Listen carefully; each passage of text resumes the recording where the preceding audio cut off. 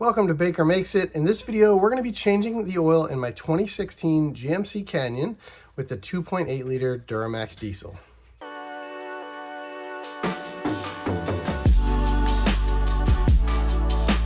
If you've never done this before, this is a really easy process, much easier than a lot of other vehicles. This truck, you can get underneath it without jacking it up. It can be a little snug, but you can get under there, so I don't use a jack. The other benefit with this truck is that it uses a cartridge filter, which is swapped from the top. So no messy oil filter from the bottom. We're going to drain the oil, swap the filter, put new oil in, and we're good to go. So without further ado, let's take a look at all the tools that we're going to need to do this. We've got a 15mm wrench. This is for our drain plug. If you've got a 6-point instead of a 12-point, that means there's 6 sides instead of 12s. That would be better. This is all I have and it works fine. We also need a 27mm socket. This is for our oil filter. And then that is a 1/2-inch drive socket. So we have a 1/2-inch drive ratchet. And then we're also going to use a 6-inch extension on this to make this a little bit easier. You also need some sort of drain pan. I like to wear some rubber gloves and some paper towels and of course your oil. Now the oil you use for this is up to you. There's a lot of opinions out there. The truck says Dexos 2 5W30, so that's what we're going to use. All right, we have our 50mm wrench and our drain pan. Before we go into the truck though, I like to open up this oil cap. That just helps the old oil flow a little bit better. And you want to make sure your engine's not super hot. The temperature of your engine is almost 200 degrees when it's up to operating temperature. So I've had a fan blowing on this. Hopefully it's not too hot. Let's get under there and get the drain plug out. If you're using a pan like this, you want to make sure the vent is open so that it doesn't glug. And then you want to take this cap out. Well, it's got some oil in it. Hopefully it's got enough for the 5 quarts that's under here. I think it will. So when we go under here, we're looking for this bolt right here. This is our drain plug right here, and it's vertical on this vehicle. A lot of vehicles, it's angled towards the back. That is not the case on this one. This one also doesn't have any sort of crush washer. It has a rubber gasket. So if this is leaking, you would need to replace it, or it could possibly be stripped out. But all you need to do is clean it. We're going to come in here and give this a firm pull and break that loose. Now what I like to do to try to avoid getting oil on myself is I'll use one finger to put pressure up while I spin with the others. We're going to do this relatively quickly, but when I feel a click, that means the last thread has gone past the end of the opening. Starting to dribble. Where's the click? Where's the click? Should be soon. There's the click. And then we get out of the way as quick as we can. You can see there's quite a bit of oil on that. That is the downside to a vertical one. So we're going to grab our rag and get this cleaned off. Here's our drain plug. Nice black oil. That's diesel for you. Like I said, we don't have to do anything special with this. I get this cleaned off. You can see it has a rubber gasket. So good idea just to take a look at that, but we're not going to replace it. We're just going to clean this up a little, and then we'll let that oil drain out of there. All right, clean bolt. We're headed back under, and we're going to put this in before we go ahead and do the filter. All right, you can see that's basically done dripping. We got a few drips left. That's okay. We're just going to go ahead, get this started, and we'll clean it up after. That's kind of inevitable, especially again with it being a vertical drain plug. You're going to get some drips. Once that's started, we can move our pan away. And we're going to come in here and just snug this up. You do not want to go Hulk tight here. You just want to go just a little beyond snug. All right, that's that. We'll give it one final wipe. That's important because when we turn this on, we're going to want to peek our head under here and make sure it's not dripping. And especially if you've never done this before, you're going to want to watch it over the next week. So that's good to go. Let's grab our drain pan and get out of here. Just a little general cleanup. To me, I've got all these oily rags. You never want to put oily rags in like a trash bag or even really a trash can because they can spontaneously combust, which is a fancy way of saying catch on fire. And so at the end of this, I burn all my rags in my fire pit just so there's no risk of that. But while they're already a little dirty, I just use them to clean this up. So when I take this to go recycle it, I'm not covered in oil. So quick wipe on that goes a long way. And then we're going to go ahead, put that back in, close our vent. Now the hard part's done.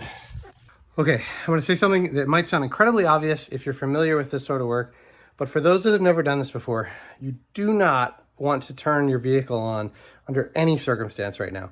If you do that, it will almost be a sure thing that you're going to ruin your engine. So, that being said, let's move on to the oil filter. All right, so looking at your engine on the front left, well, left looking at it, passenger side, front passenger, we have this little housing here. This is our 27 millimeter, and this is where our oil filter lives. You can see it's a little bit tight in here to get this cap off, but we're gonna come in, loosen it, take it off, and then we'll get that filter out. Okay, so always with paper towels handy. You never wanna do any part of this without paper towels. And we've got our 27 mil on our 6-inch extension. You could probably do without the extension, but it's a whole lot easier. Now this is plastic threads. They are very tight because you're fighting the O-ring as well. So you just want a firm, consistent pull on this. You don't want to be jerking it. If you pull on it really rapidly, you could risk damaging this because this is plastic. This is going to be a little bit of a fight for probably a few turns here, but it should get easier.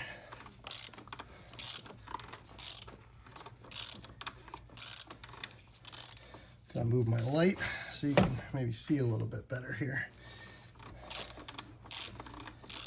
All right, we're almost there. See a little bit of oil coming up. All right, and all of a sudden now, it's extremely loose, and I think we're free. You can see it rocking around. So let's get our socket out of there. I'm gonna get a paper towel here and just wrestle this out of here like that. So on this, you can see, a little hard to see, but there's what used to be a blue seal here, which we're going to replace. The oil filter will come with that. There is still some oil down in here, so we're just going to keep this upright for now. The actual oil filter is what you see just kind of peeking up in there. Before I yank that, I'm going to grab a plastic bag. All right, I think I forgot to show this at the beginning. This is the filter kit PF2262G. And when you open that up, it's going to look a little bit like this. So there's that blue seal that we're going to replace, and there is the new version of what we're seeing down in there. I like to use the plastic bag to capture this other one because it's going to drip no matter how we do this. And so we're going to come in here, give this a little wiggle. It's like a pretty firm wiggle. And once you break it free, we're going to just let it drip, tap it off, and then straight into the bag. New filter is going to be the opposite. This has an end on it here with a skinnier part, and then it has this open end. This is the top, this is the bottom. So we're going to go in with that little nipple end first, and we're going to come in here and get that seated. So a little bit of wiggling, and you'll feel it drop right in, and then we're good there. And then to replace our seal, you can use a knife, your fingernail. I like to use a pick, just simplifies it. We just come under here and pop that off, set that to the side, and then we're just going to take our brand new one here and stretch it over it and roll it down into that same spot. Totally fine if it gets the old oil on it. In fact, the oil will actually help it seal, so you actually want it to be coated. All right, so that's what that should look like. New seal seated in there evenly, and now we're going to go back in, remembering that there's some oil in there. So now this is the weirdest part because we're talking plastic threads again here, and it's very easy to cross thread this. Sometimes I am able to start this by hand. Most of the time I'm not, which always makes me a little nervous. So you don't want to strip this out, but I try to just put even pressure down. You can see it kind of rocking all over. I'm trying to get it to snap into the top of the filter. Once it does that, it should catch some threads here. This is really not, our filter might not be seated all the way. Yeah, I'm gonna say it's not. So let's pop this out, see what's going on. So on top of the filter, this little opening gets filled by the center of this. And so if that's not snapping down in there right, it won't catch the threads. So first of all, we're gonna make sure that's seated, which it is. And let's try again here. Okay, That feels better. So we're fighting both that blue seal as well as the O-ring on that top where the filter snaps in. That feels way better. And so you just want to make sure you're not getting an unreasonable amount of tension here. It's going to be more than you might expect, but it should be similar to what you experienced on the way out. And we're just going to go ahead and run this the rest of the way in.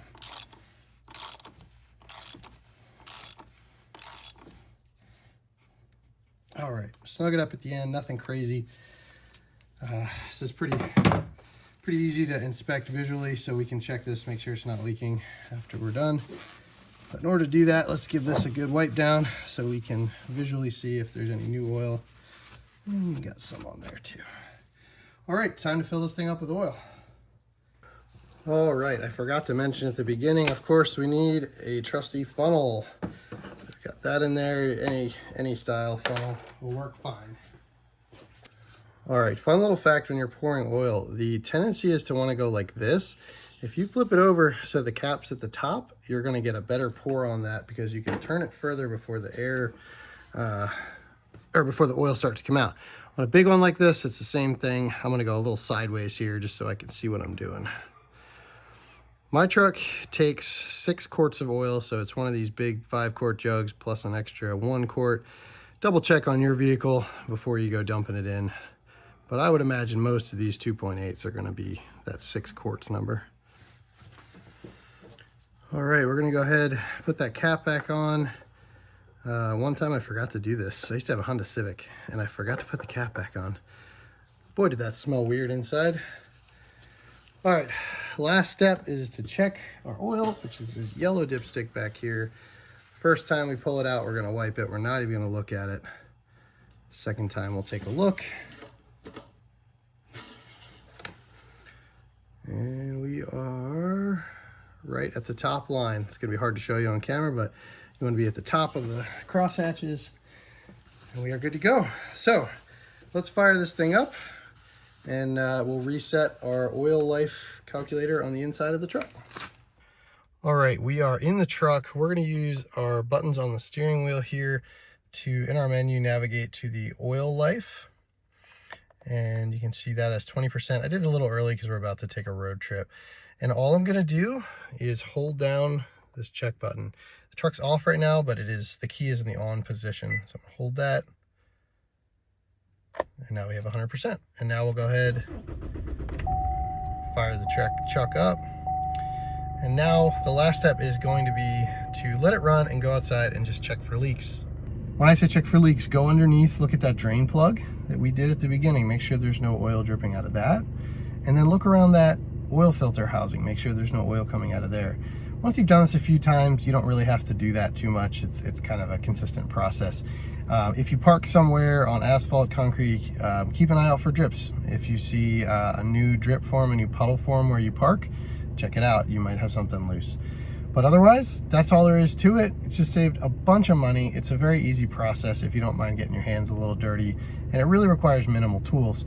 For that 27mm socket, the bonus with that is you can now also do your fuel filter replacement, which will be in another video. Another super easy project, so that's probably the weirdest tool out of all of them. The rest is pretty standard. So give it a shot. If you have any questions, comment on this video, and I will help out if I can. Thanks for watching.